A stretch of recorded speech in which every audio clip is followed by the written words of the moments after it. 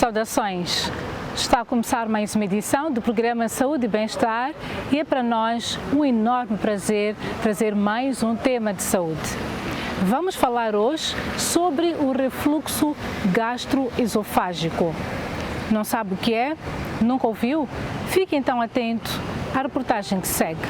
Os alimentos mastigados na boca passam pela faringe, pelo esôfago e caem no estômago, situado no abdômen. Entre o esôfago e o estômago existe uma válvula que se abre para dar passagem aos alimentos e se fecha imediatamente para impedir que o saco gástrico penetre no esôfago, pois a mucosa que o reveste não está preparada para receber uma substância tão irritante. Quando ocorre o retorno involuntário do conteúdo do estômago para o esôfago, dá-se o nome de refluxo gastroesofágico. Azia ou queimação na boca do estômago, dor torácica intensa, tosse seca e doenças pulmonares como pneumonia e asma são alguns dos sintomas da doença. A doença do refluxo gastroesofágico tem alguns fatores de risco, não é? Principalmente alimentares, muitas das vezes. Porque acontece? Nós temos o esôfago e na junção entre o esôfago e o estômago nós temos uma válvula que chamamos de esfíncter esofágico inferior. Então, existem alguns alimentos ou algumas condições em que podem favorecer que esta válvula relaxe com mais facilidade, permitindo assim o refluxo do ácido para o esôfago. Então, vamos dizer assim, alimentos muito ácidos, com um alto teor de ácido, alimentos muito gordurosos, muito picantes, bebidas gasificadas, alguns hábitos, estilos de vida como refeições muito fartas, ou comer e ir deitar-se logo também pode favorecer o refluxo. Algumas condições como o alcoolismo, o álcool, o tabaco também podem favorecer o refluxo. Alguns medicamentos também podem relaxar esta válvula e favorecer o refluxo. O excesso de peso também, porque aumenta a pressão intraabdominal. A doença do refluxo gastroesofágico é comum. Ocorre em 10 a 20% dos adultos, mas também ocorre com frequência em bebés, às vezes a partir do nascimento. Qualquer um pode ter, dependendo dos fatores de risco que este vai ser acometido. Depois, existem alguns pacientes que, por algum defeito genético, podem ter uma facilidade de ter hérnias que chamamos hérnia hiatal. Então, esta hérnia também, que está localizada a nível do esfíncter, da válvula, nesse caso, pode levar a um mau funcionamento desta válvula e também favorecer o refluxo. O diagnóstico deve sempre ter em consideração os sintomas clínicos. O diagnóstico comumente é feito com uma história clínica bem detalhada, em que o paciente vai falar desses sinais e sintomas que apresenta e muitas das vezes temos que fazer uma prova terapêutica, em que é fazer o tratamento e ver se esse tratamento resolve e a maior parte das vezes funciona. Agora, existem algumas condições em que o paciente, por exemplo, pode apresentar alguns sinais que nós chamamos de sinais de alarme, que, por exemplo, se é um paciente que apresenta uma doença, sinais e sintomas, doença do refluxo gastroesofágico, e que esse paciente seja de 40 anos ou acima, temos que ficar mais alerta. Se tiver sangramento ou vômitos com sangue, ou dificuldade de engolir, perda de peso associado a esse quadro, aí nós temos que logo fazer uma endoscopia, que é a introdução de uma sonda para ver o que está a passar no esôfago. Como outras doenças, o refluxo gastroesofágico precisa ser tratado atempadamente. Caso isto não ocorra, poderá evoluir para situações mais graves. Acompanhe a segunda parte da reportagem. O tratamento pode ser clínico ou cirúrgico. O clínico inclui a administração de medicamentos que diminuem a produção de ácido pelo estômago e melhoram a motilidade do esôfago. Nós podemos começar com um tratamento à base de mudança de hábitos e estilos de vida. não é? Pedimos ao paciente que evite alimentos que são alimentos que nós chamamos de alimentos gatilho para a doença do refluxo gastroesofágico.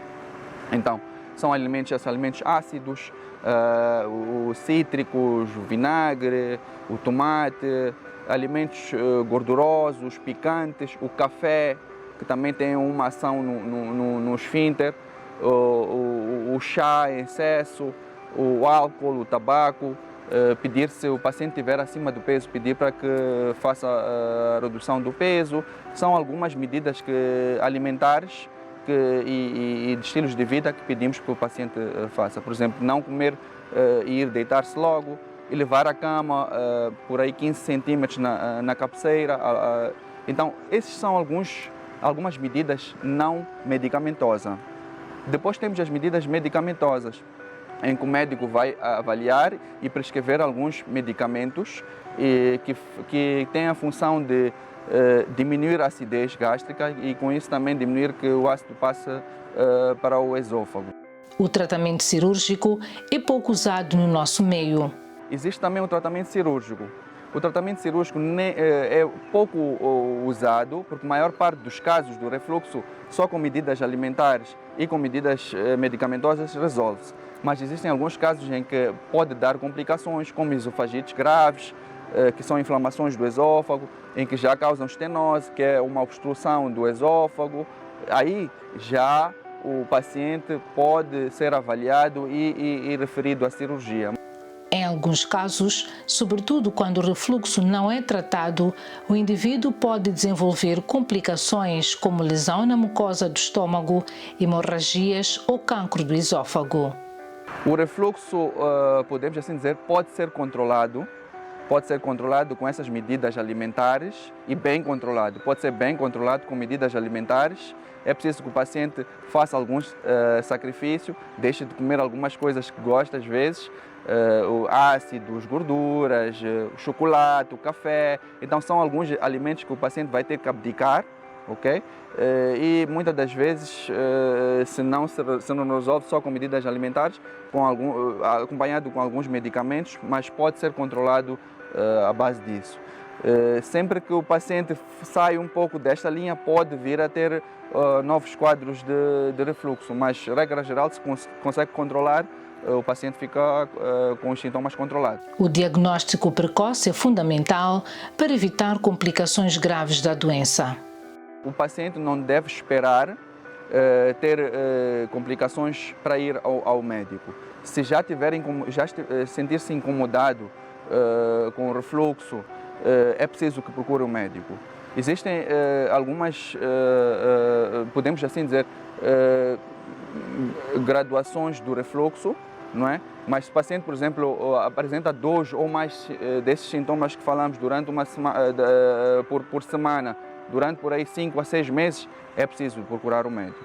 Mas não deve esperar que tenha complicações para procurar ajuda médica. Sempre que sentir-se incomodado, deve procurar, porque às vezes podem ser sintomas que mimetizam o refluxo, a doença do refluxo, mas pode ser outra coisa. Não deixe a doença progredir para complicações e a maior parte das patologias gástricas, gastrointestinais, estamos a falar, por exemplo, gastrites e doenças do refluxo gastroesofágico, são controladas com medidas alimentares, hábitos e estilos de vida saudáveis. Então, queria pedir aos pacientes, aos telespectadores, que pautassem por estas medidas.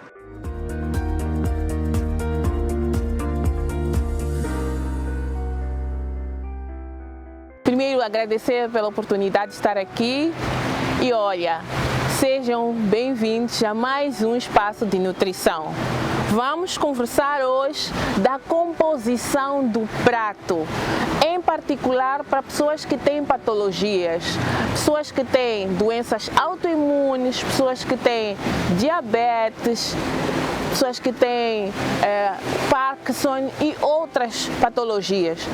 Primeiro é preciso entender o quê? Que a alimentação saudável é para todos, não é só para pessoas que estão com uma patologia. Infelizmente, as pessoas só começam a procurar a nutrição, o profissional de nutrição, quando estão doentes. E não era isso que era desejado. Mas neste programa de hoje, nós vamos falar especificamente para aquela pessoa que já está doente. Como é que saio da minha doença? Como é que eu consigo me alimentar hoje doente para poder melhorar? Mas entendam o seguinte, eu vou sempre refrisar isso. A alimentação saudável é a forma certa de nós todos nos alimentarmos. Tudo bem? Então, eu vou pedir para que aproxime um bocadinho aqui e vou usar deste meu garfo para mostrar-vos como é que nós fazemos a composição de um prato saudável, no geral. Depois vamos indo para a especificidade das diferentes patologias e eu vou dar exemplo de diabetes, vou dar aqui exemplo de autoimunes. Aqui neste prato, aqui mesmo, o que a pessoa tem que ter? Proteína. Está aqui, tem que ter carboidrato, está aqui legumes e vegetais. Podemos ter também ainda legumes e vegetais crus. Tá tudo bem? Então, esta forma de comer é para uma pessoa que não tem patologia nenhuma, acorda todos os dias e diz que quer construir saúde. Esta é a forma certa de se alimentar. Se a pessoa estiver com uma patologia, por exemplo, diabetes, a pessoa já tem que saber que tipo de diabetes tem. É do tipo 1, é do tipo 2, com o seu médico, não é? E o seu médico vai dizer assim, tem que se alimentar de forma saudável. Infelizmente, a pessoa não sabe porque não teve esse hábito desde que começou a alimentar-se.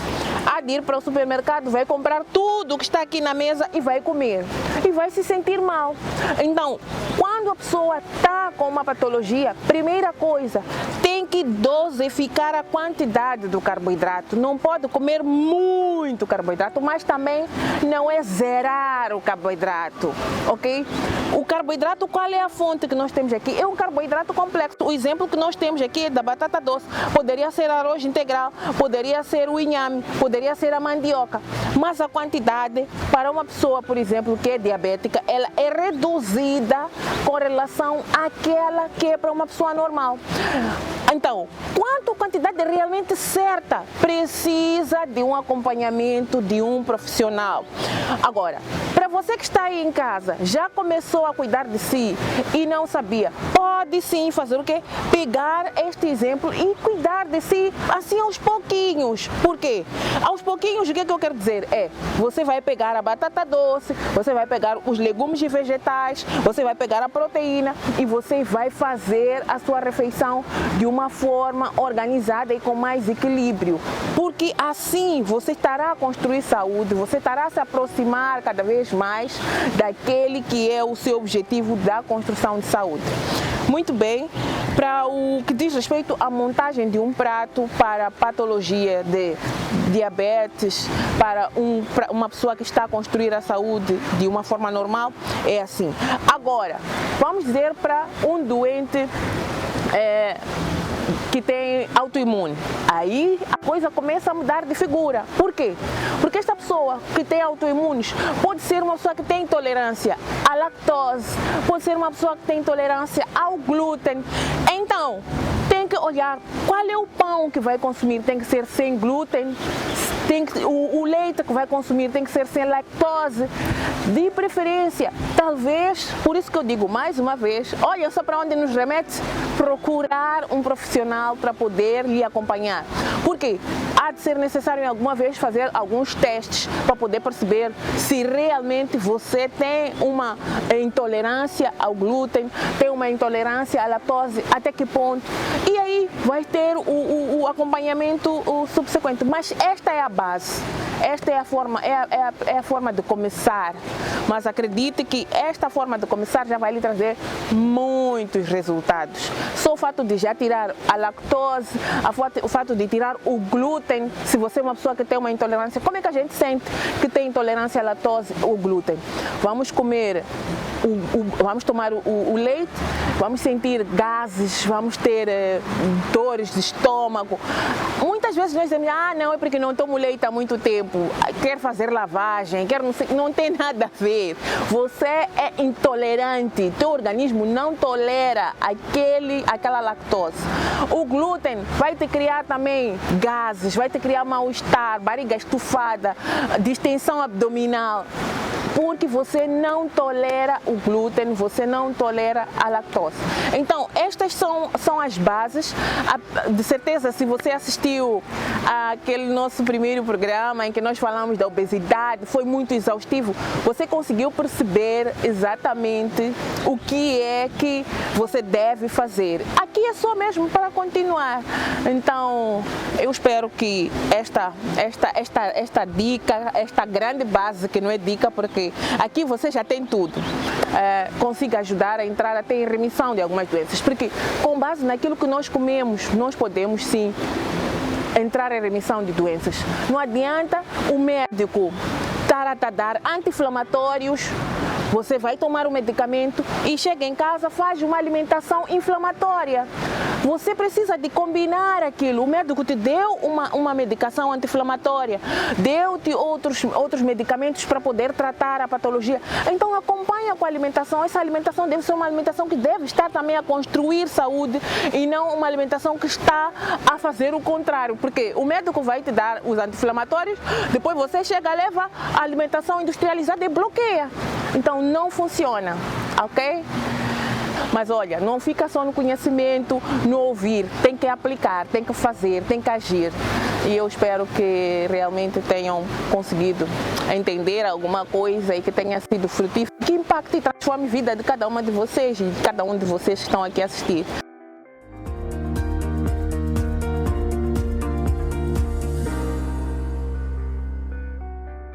Acompanhe agora a nossa sugestão de exercício físico para melhorar a saúde. Boa noite, lá de casa. Aqui é o Max, instrutor do ginásio Armadura nesse caso.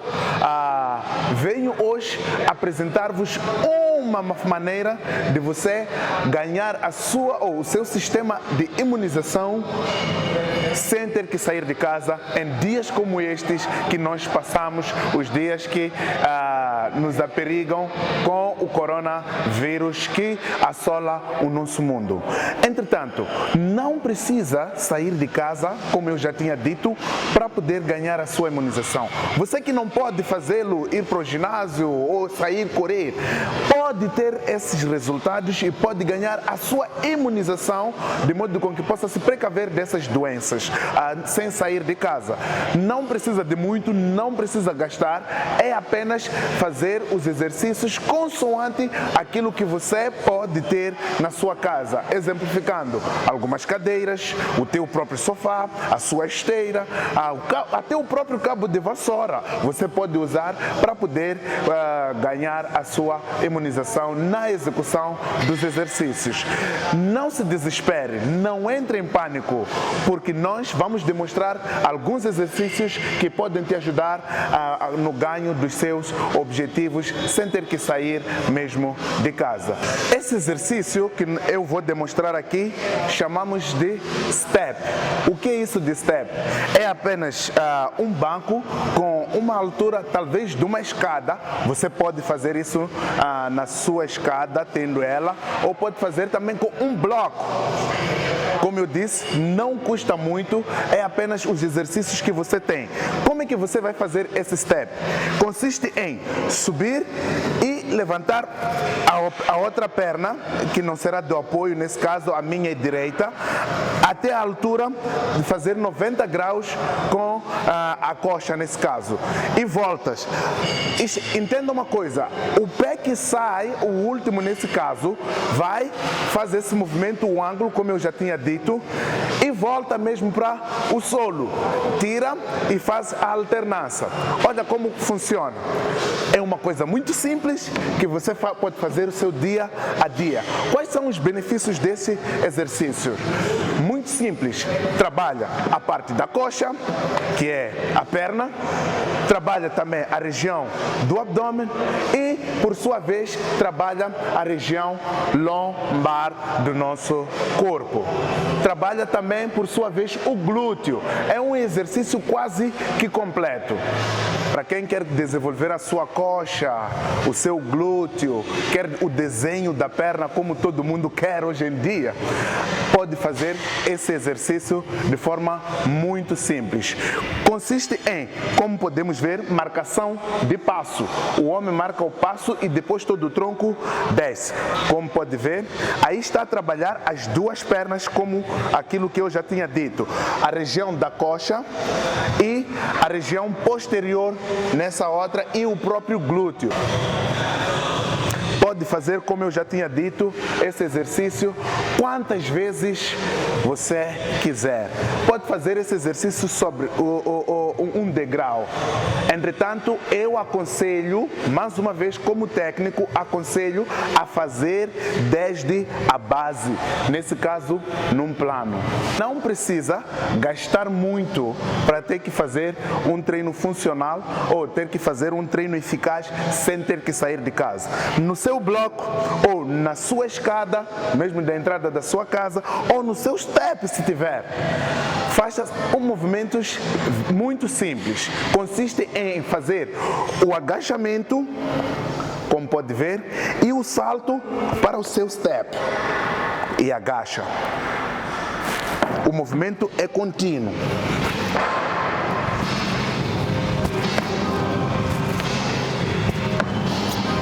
Quais são os benefícios desse exercício? Bem feito, o exercício é eficaz. Para as pernas é eficaz. Também para aquilo que nós chamamos de caixa torácica. Nesse caso, a sua respiração. Você ganha resultados e também tem mais. Há pessoas que querem abater o corpo, não é? Ah, a minha barriga não está boa, a minha barriga está assim. Este exercício é muito bom para o ganho desse objetivo por muitos desejados. Então, eu aconselho mais uma vez a fazer desde a base. Não lute para chegar no topo, mas faça desde a base, de modo com que ganhe resultados notórios. Agora, o último que eu vou te aconselhar a fazer um exercício mais que completo. Esse foi o treino de hoje. Espero que tenham gostado. Aqui é o instrutor Max, do Ginásio Armadura. Nos vemos no próximo programa. Chegamos ao fim de mais uma edição do programa Saúde e Bem-Estar. Esperamos que tenha aprendido bastante com o nosso tema de hoje, refluxo gastroesofágico. Nós voltamos próxima segunda-feira, pontualmente às 19 horas, aqui na televisão de Moçambique. Até lá, esperamos por si.